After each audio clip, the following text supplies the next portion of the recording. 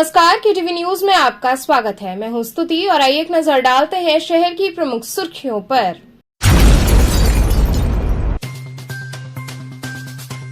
नेताजी सुभाष चंद्र बोस की जयंती पर सड़क सुरक्षा मानव श्रृंखला एवं सड़क सुरक्षा शपथ ग्रहण समारोह का हुआ आयोजन।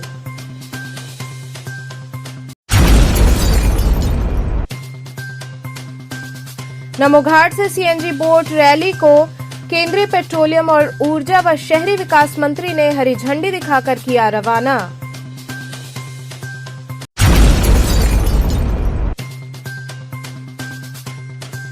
गणतंत्र दिवस नजदीक आते ही तिरंगे से बाजार हुए गुलजार।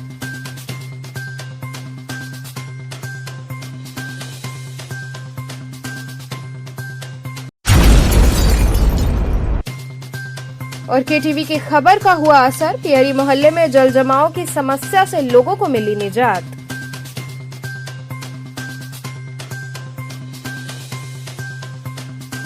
और अब खबरें विस्तार से। नेताजी सुभाष चंद्र बोस की जयंती पर सड़क सुरक्षा मानव श्रृंखला एवं सड़क सुरक्षा शपथ ग्रहण समारोह आयोजित हुआ।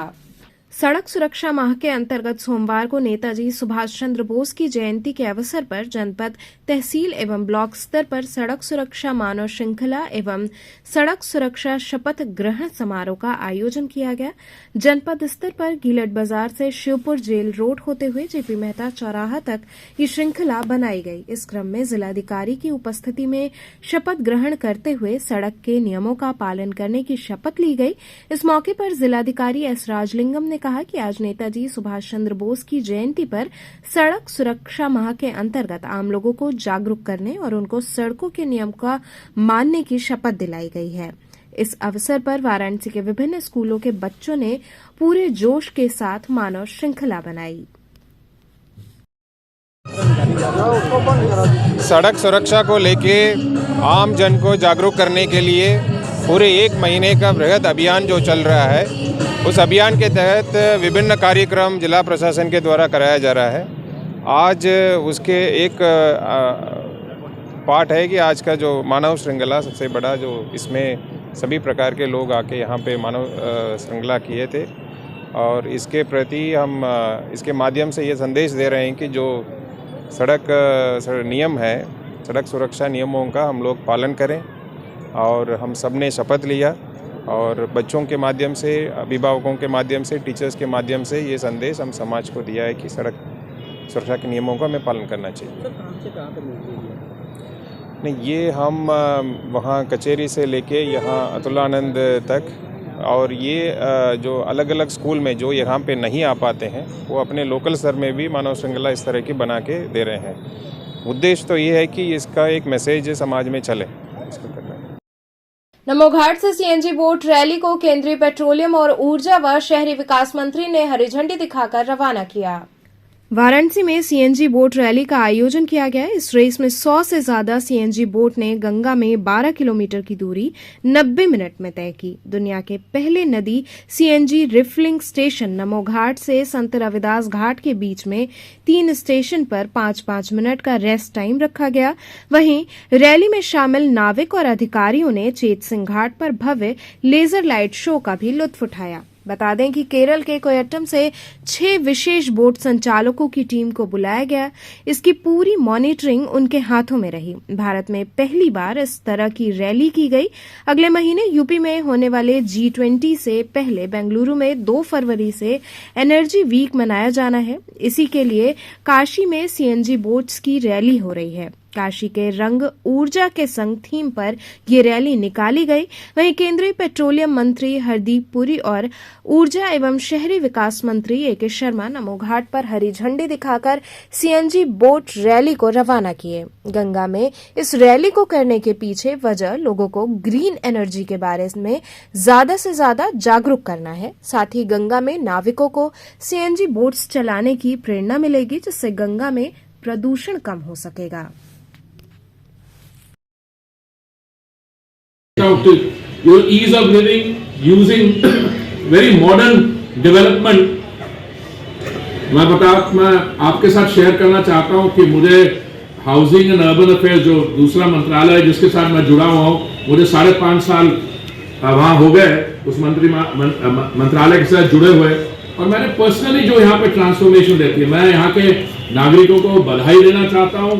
उत्तर प्रदेश की सरकार, योगी जी की सरकार, मेरे सहयोगी अरविंद जी से सबको, इन्होंने जिस तरीके से यहाँ पे डेवलपमेंट, काशी विश्वनाथ कॉरिडोर जो था, मैं उस समय आया था एंड आई कुडंट बिलीव। मैंने उस समय जाके अपने दिल्ली में अपने मंत्रिमंडल में साथियों से कहा, मैंने कहा जाके तो देखिए वहां पे कि वो जो, और कुछ ही तो तमिलनाडु का जो कनेक्ट है वहां पर इतनी चीजें हैं। पर मुझे बड़ी खुशी है कि हमारे जो OMCs हैं, ऑयल मार्केटिंग कंपनीज, उनके फाउंडेशन के द्वारा किरकिया घाट का और बाकी जो उन्होंने डेवलपमेंट में मदद की, मैं उनको बधाई देना चाहता हूँ।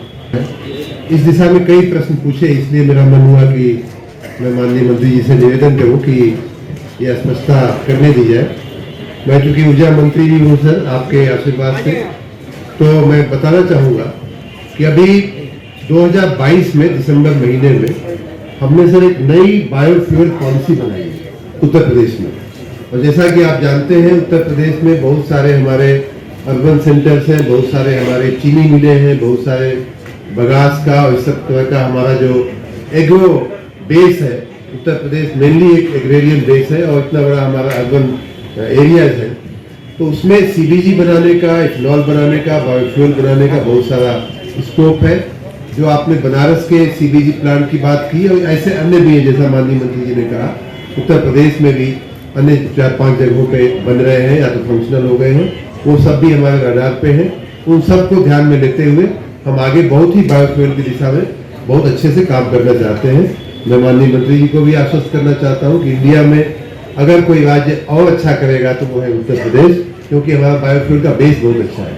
आप सब मित्रों को मैंने अभी प्रयास किया मंगाने का हार्ड कॉपी हमारे पास नहीं है, लेकिन जिसको बहुत इंटरेस्ट होगा अपना नंबर हमें दे देंगे तो हमारे मोबाइल पे है बायोफ्यूल पॉलिसी, मैं आपको तुरंत ही यहाँ से अपने व्हाट्सएप पे ट्रांसफर कर दूंगा। लंका साकेत नगर कॉलोनी में स्मार्ट लुक सैलून की तीसरी शाखा का उद्घाटन हुआ। लंका साकेत नगर कॉलोनी में स्मार्ट लुक सैलून का भव्य उद्घाटन सामाजिक कार्यकर्ता पंकज सिंह डब्लू द्वारा फीता काट कर किया गया। इस अवसर पर सैलून के अधिष्ठाता कार्तिक शर्मा ने बताया कि हमारी 2 और शाखाएं हैं, आज ये तीसरी शाखा का उद्घाटन किया है। उन्होंने बताया कि बाजार से कम रेट पर एक्सपर्ट्स की टीम द्वारा हेयर कट, हेयर ट्रीटमेंट्स इत्यादि की सुविधा यहां उपलब्ध है। लोगों की काफी डिमांड पर इस क्षेत्र में तीसरी ब्रांच की ओपनिंग की गई है। उद्घाटन समारोह के मुख्य अतिथि पंकज सिंह डब्लू ने अधिष्ठाता सहित वहां उपस्थित सभी कर्मचारियों को अपनी शुभकामनाएं दी। इस मौके पर कमल पटेल, विनोद जायसवाल, अनिल यादव सहित अन्य लोग उपस्थित रहे।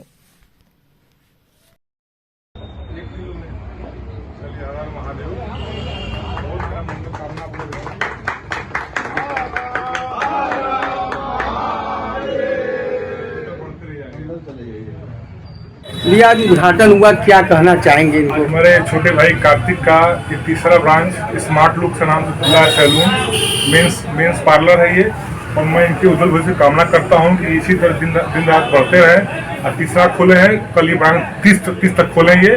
मेरे आशीर्वाद इनके साथ हमेशा रहे। 2 ब्रांच और कहाँ? ये अभी एक भुल्लनपुर है और एक आखिरी बाईपास पे है, चौथा खुलने जा रहा है आपके सुंदरपुर। और मेरा ये पूरा आशीर्वाद है, बाबा से आशीर्वाद मांगेंगे इनको दिन दुगना रात चौगुना बढ़ाए।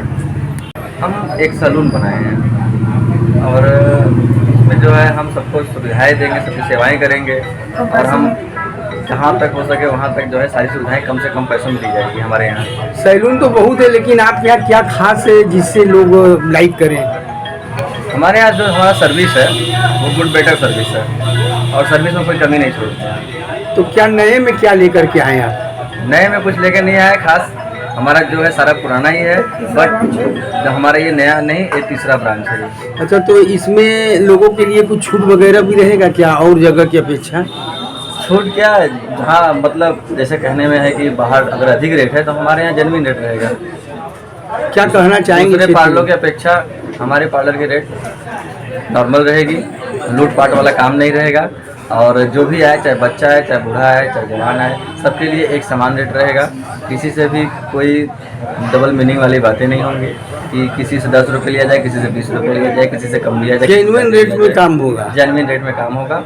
और हमने एक नॉर्मल पार्लर डाला है। क्या नाम है आपके पार्लर का? मेरे पार्लर नाम है smart look men's parlour. Mister and miss north India model of the year का मंजूषा पांडे ने खिताब जीता।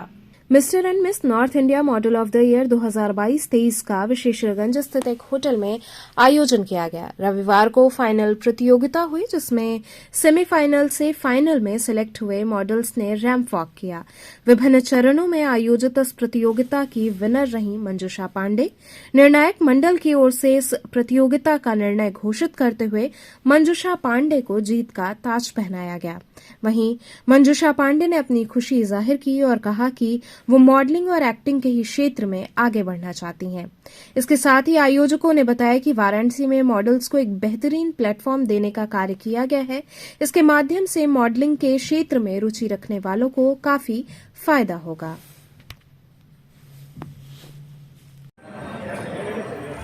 Make this atmosphere light, please. Have a huge round of applause for them. Everyone which is making this evening possible for all of us.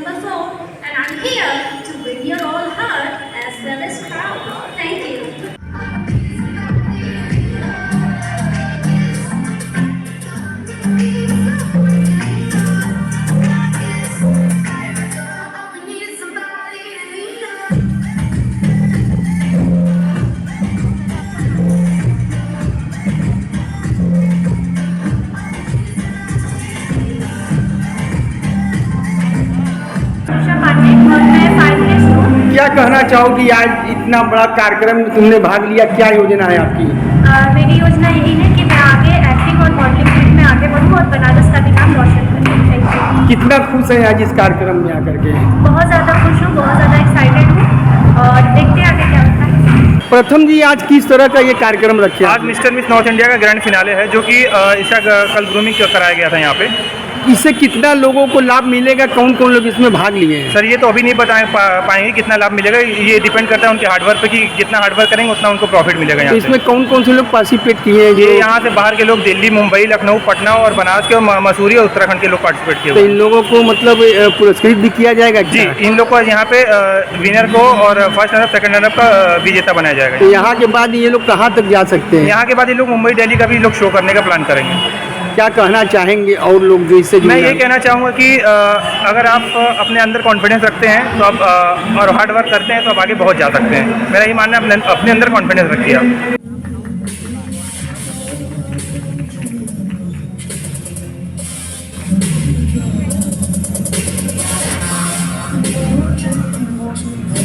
Contestant coach, please have a huge round of applause for her.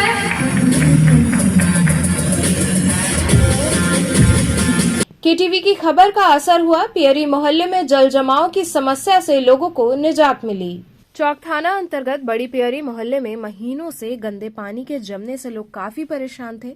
आने जाने में उन्हें काफी समस्या हो रही थी। इस खबर को केटीवी समाचार में प्रमुखता से दिखाया गया, जिस पर वरिष्ठ अधिकारियों ने इसको संज्ञान में लेते हुए तत्काल कार्रवाई की और जनता को इस समस्या से निजात दिलाया, जिससे क्षेत्रीय लोगों में खुशी की लहर रही। लोगों ने केटीवी के संवाददाता अनु श्रीवास्तव व अधिकारियों की जमकर तारीफ की। आज मौके पर जेई मनीष सिंह, पूजा शर्मा, पूर्व पार्षद गिरीश श्रीवास्तव सहित क्षेत्रीय लोग उपस्थित रहे। पूर्व पार्षद पियरी कला।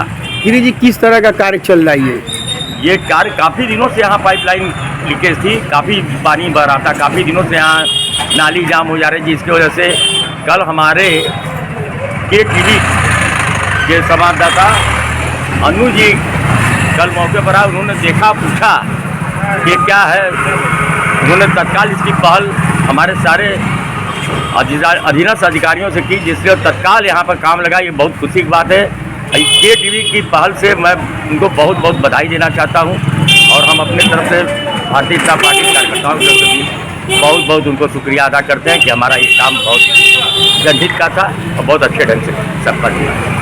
भदैनी लुलारकुंड स्थित लुलारकादित्य के भव्य अन्नकूट श्रृंगार महोत्सव का आयोजन किया गया। श्री श्री यंत्रपीठम समिति द्वारा भदैनी लुलारकुंड स्थित श्री लुलारकादित्य के भव्य अन्नकूट श्रृंगार महोत्सव का आयोजन किया गया। इस अवसर पर देवबेला में भगवान का अभिषेक किया गया। इसके बाद षोडशोपचार पूजन कर वस्त्र, फूल, माला, आभूषण इत्यादि से विशेष श्रृंगार हुआ। तत्पश्चात 56 प्रकार के भोग एवं नैवेद्य अर्पण कर आरती की गई।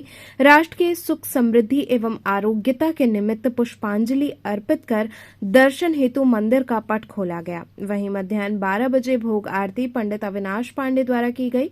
इसके बाद सायंकाल 4 बजे से संगीतमय सुंदरकांड पाठ का आयोजन हुआ। वहीं शाम में बाबा की भव्य आरती पंडित अविशेष पांडे द्वारा की गई। रात्रि में महंत पंडित शिव प्रसाद पांडे, पुरुषोत्तम प्रसाद पांडे ने इस आयोजन का समापन किया। इस मौके पर पंडित अभिषेक पांडे, रमेश पांडे, भूषण, करण, गोविंद, कन्हैया इत्यादि लोगों ने सराहनीय योगदान दिया। आज भदैनी स्थित श्री लुलारकेश्वर लुलारकादित्य का प्रथम अन्नकूट श्रृंगार महोत्सव मनाया जा रहा है। काशी के सभी मंदिरों में अन्नकूट श्रृंगार होता था, यहाँ नहीं होता था। तो इस वर्ष माघ सुदी प्रतिपदा के अवसर पर आज बाबा का प्रथम अन्नकूट श्रृंगार महोत्सव मनाया जा रहा है, जो प्रतिवर्ष यहाँ पर बाबा के दरबार में आयोजित होगा। यह आयोजन राष्ट्र के सुख, समृद्धि, ऐश्वर्य एवं आरोग्यता के निमित्त श्री श्री यंत्रपीठम समिति द्वारा आयोजित है। इसमें क्या क्या होता है? इसमें बाबा का षोडशोपचार पूजन, अभिषेक इत्यादि करके उनको नूतन वस्त्र आदि धारण कराकर और बाबा का श्रृंगार किया जाता है। उसके बाद अनेक प्रकार के व्यंजनों का भोग समर्पित किया जाता है। इस उपलक्ष्य में सुंदरकांड का पाठ हो रहा है। अभी 7 बजे बाबा की अन्नकूट की महाआरती की जाएगी एवं रात्रि में इसका समापन होगा।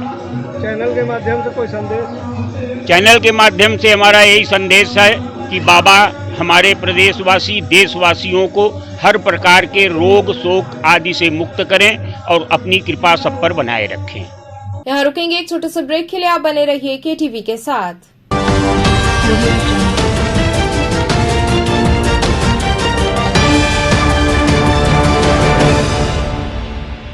विद्यालय Senior Secondary School run by Bal Vishwavidyalaya affiliated to CBSE New Delhi and NIOS HRD Ministry New Delhi. Play Group 2 Class 12 with Science and Commerce streams. Well focused, smart classes, well equipped computer labs, modern library, physical education, Hindi, Sanskrit, Urdu एवं संगीत की कक्षाएं, well trained faculty members, indoor and outdoor sports activities, regular cultural activities, modern physics lab, chemistry lab, biology lab, modern hostel facility for boys and girls, safe and be sure transportation। विगत 46 वर्षों से उत्तरोत्तर विकास की ओर अग्रसर बाल विद्यालय senior secondary school Prahlad घाट एवं डोंगरी रामनगर वाराणसी। खबरों से जुड़े रहने के लिए हमारे चैनल KTV वाराणसी को सब्सक्राइब करें और लेटेस्ट अपडेट्स के लिए बेल आइकन को प्रेस करें।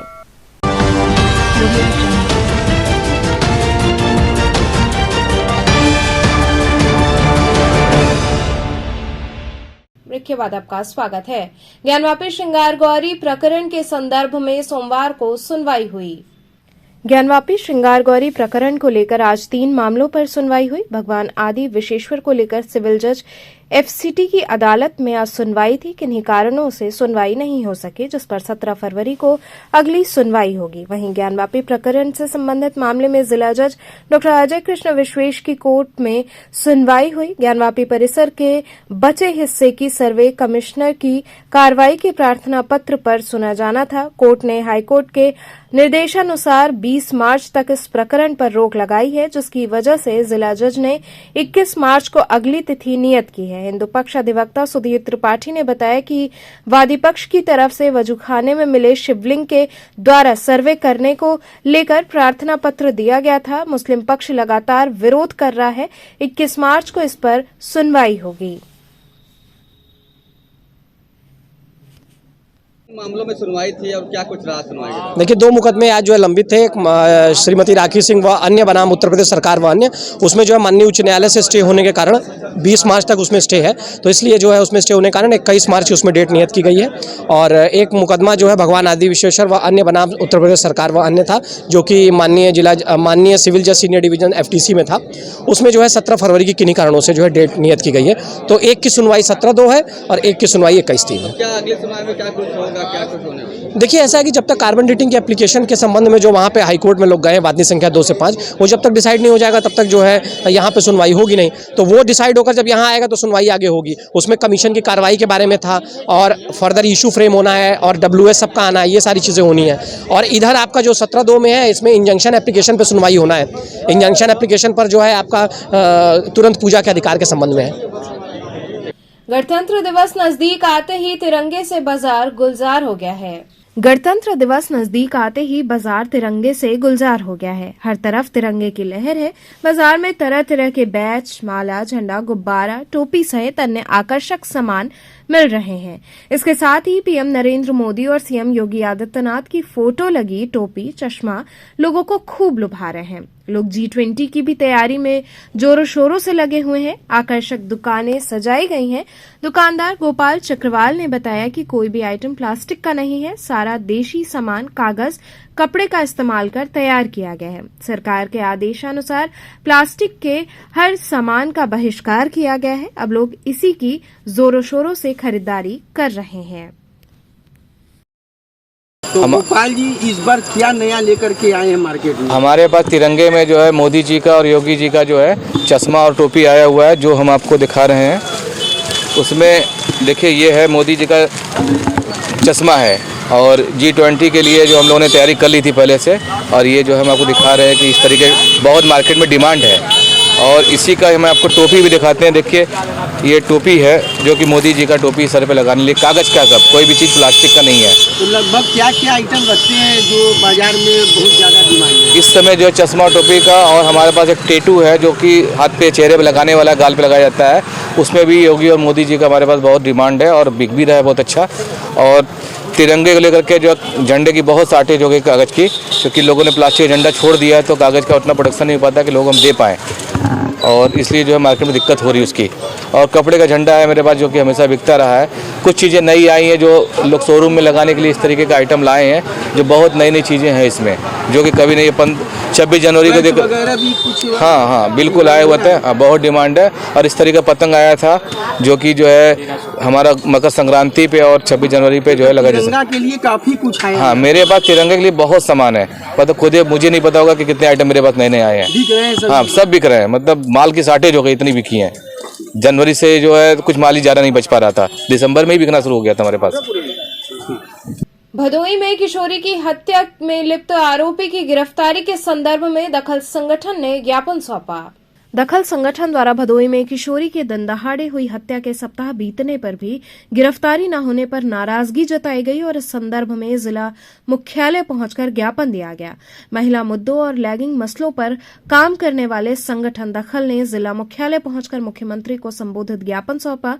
बता दें कि भदोही जिले के कांतिरामपुर गांव में बुधवार 18 जनवरी की देर शाम एक किशोरी की गोली मारकर हत्या कर दी गई। किशोरी चचेरी बहन के साथ बुधवार की देर शाम शौच के लिए गई थी। आरोप है कि वहां पहले से ही घात लगाए बैठा मीनापुर निवासी अरविंद ने किशोरी की कनपटी पर बंदूक सटाकर हमला कर दिया, जिससे किशोरी की मौके पर ही मौत हो गई। आरोपी फरार हो गया है। संगठन द्वारा मांग की गई है कि प्रकरण की समयबद्ध, सघन और सचेत जांच हो, आरोपियों की गिरफ्तारी की जाए और कड़ी सजा उचित धाराओं में सुनिश्चित की जाए। पीड़ित परिवार को मुआवजा दिया जाए। ज्ञापन देने वालों में प्रमुख रूप से नीति, विजेता, शिवांगी, किरण, डॉक्टर प्रियंका आदि मौजूद रहे। हम लोग भदोही में एक घटना घटी है 17 तारीख को और वो घटना 18 तारीख को। वो घटना में ये था कि एक नाबालिग 16 वर्षीय लड़की है जिसमें थी जो एक तरफ़ा प्यार था, एक तरह से कह सकते हैं, और वो कई दिनों से चल रहा था, ना हाँ में चल रहा था। और वो एक 22 वर्षीय लड़का था जो उसके कई दिनों से प्रेशर कर रहा था और उसके ना करने पे उसको गोली मार के ऑन द स्पॉट हत्या कर दिया। और आज 5 दिन हो गए हैं और अभी तक उसकी गिरफ्तारी नहीं हो पाई है। तो हम लोग यहाँ पे मुख्यालय पे आए हैं। एक्चुअली हमारा संगठन जो है वो बनारस का दखल संगठन है। तो बनारस में कैसे रह के हम लोग प्रेशर बना पाएँ मुख्यमंत्री और भदोही प्रशासन को, तो हम लोगों ने एक ज्ञापन दिया है कि उसको जल्द से जल्द अरेस्ट किया जाए। और हम लोग कोशिश कर रहे हैं कि कल हम लोग भदोही भी जाएंगे और भदोही के प्रशासन को भी अपना ज्ञापन देंगे कि उनको जल्द से जल्द अरेस्ट किया जाए। इस तरीके से मर्डर करके 5 दिनों तक घूम रहा है अगर आरोपी, तो थोड़ा जल्दी किया जाए और लड़की को मुआवजा दे। अभी तो हम लोग वहाँ पे जिलाधिकारी को ज्ञापन दिए हैं और कमिश्नरेट में दिए हैं, परंतु उन्होंने भी कहा कि मुख्यमंत्री तक तो उनकी तरफ से चला जाएगा, लेकिन अगर हम लोग भदोही में अगर दें तो शायद वो बेहतर होगा। तो हम लोग तैयारी में हैं कि भदोही में देना। बीएचयू केंद्रीय विद्यालय में चित्रकला प्रतियोगिता आयोजित हुई। केंद्रीय विद्यालय काशी हिंदू विश्वविद्यालय के परिसर में 6वीं परीक्षा पर चर्चा के कार्यक्रम के अंतर्गत कला प्रतियोगिता का आयोजन किया गया। प्रतियोगिता में जनपद के आसपास के 18 विद्यालयों के बच्चों ने प्रतिभाग किया। प्रतियोगिता का विषय प्रधानमंत्री द्वारा दिए गए 25 मंत्र रहे। इस प्रतियोगिता में प्रतिभाग करने वाले सभी विद्यार्थियों को प्रधानमंत्री द्वारा लिखित पुस्तक एग्जाम वॉरियर्स प्रदान की गई। साथ ही उत्कृष्ट प्रदर्शन करने वाले 5 विद्यार्थियों को पुरस्कार सहित अन्य सभी प्रतिभागियों को प्रमाण पत्र प्रदान किया गया। प्रतियोगिता के निर्णायक मंडल में प्रसिद्ध कलाकार एवं बीएचयू के निवर्तमान प्रोफेसर वेद प्रकाश मिश्र, मनीष खत्री एवं डॉक्टर सुरेश चंद्र जागीर रहे। विद्यालय के प्राचार्य दिवाकर सिंह ने सभी का स्वागत किया। विद्यालय की उप प्राचार्य सुधा श्रीवास्तव ने धन्यवाद ज्ञापित किया। एक्चुअली जो पेंटिंग कंपटीशन है ये हमारे एजुकेशन मिनिस्ट्री के द्वारा कराया जा रहा है और चूँकि केंद्रीय विद्यालय बीएचयू को नोडल सेंटर बनाया गया है और इसमें टोटल 100 पार्टिसिपेंट्स हैं जो कि स्टेट गवर्नमेंट के हैं, प्राइवेट स्कूल से भी लिए गए हैं, JNB से लिए गए जवाहर नवोदय विद्यालय और केंद्रीय विद्यालय। तो मतलब हर स्कूल सिस्टम से एक सैंपल आया हुआ है और ये प्रतियोगिता होगा जिसमें कि बेस्ट 5 को हम लोग अवार्ड करेंगे, उनको सर्टिफिकेट देंगे, बाकी को सब पार्टिसिपेशन सर्टिफिकेट मिलेगा। और बाकी सभी को जो हमारे ऑनरेबल प्राइम मिनिस्टर की बुक है एग्ज़ाम वॉरियर, वो सभी को देना है। वो बुक आ चुकी है NBT के थ्रू हेडक्वार्टर से और इन बच्चों को किताब भी दिया जाएगा। और इसका मेन पर्पज़ है कि बच्चे जो हमारे हैं ये एग्ज़ाम के नाम पे जो डर होता है, एक भय होता है, एक जो कंपटीशन में बच्चे डिप्रेशन में जाते हैं, उनको उसमें उबारने के लिए, मतलब उस सब चीज़ में बच्चे उबर जाएं, वो एग्ज़ाम को एक तरह से फेस्टिवल की तरह लें और उसको एंजॉय करते हुए उसमें आगे बढ़ें, जो हमारे ऑनरेबल प्राइम मिनिस्टर का सपना है और उनका जो प्रयास है उसी के संदर्भ में प्रतियोगिता आयोजित की गई है। सर, इस पे आज विषय क्या लिया गया बच्चों का? जो पेंटिंग विषय जो हमारे ऑनरेबल प्राइम मिनिस्टर की किताब है एग्ज़ाम वॉरियर, उसमें 24 टॉपिक्स हैं।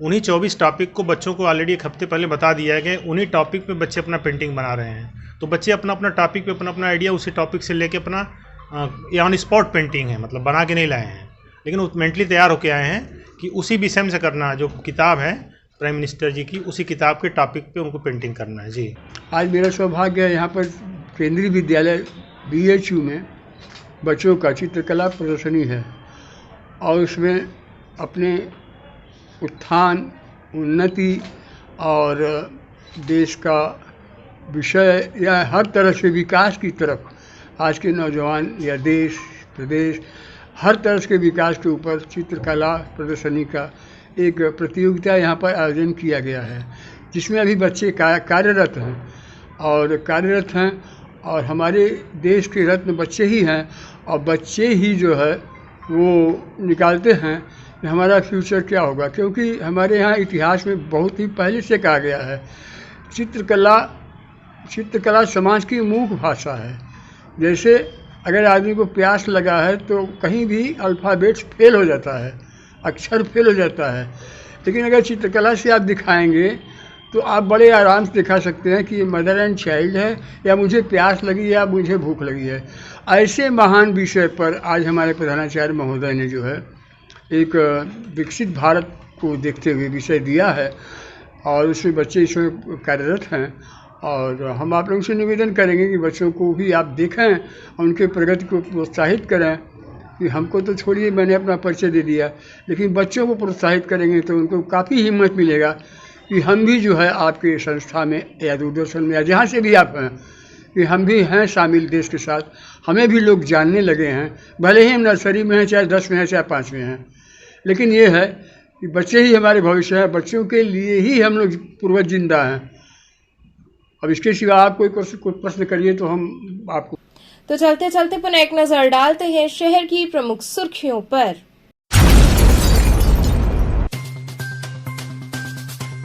नेताजी सुभाष चंद्र बोस की जयंती पर सड़क सुरक्षा मानव श्रृंखला एवं सड़क सुरक्षा शपथ ग्रहण समारोह का हुआ आयोजन।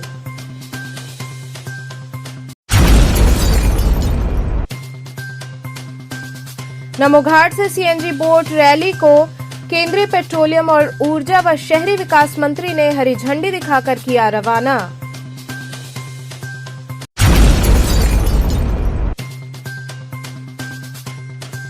गणतंत्र दिवस नजदीक आते ही तिरंगे से बाजार हुए गुलजार।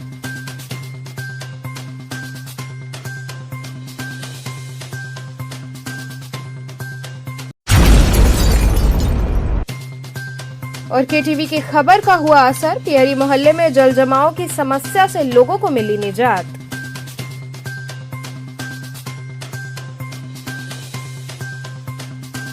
तो थे आज के समाचार, कल फिर होगी मुलाकात, तब तक के लिए नमस्कार।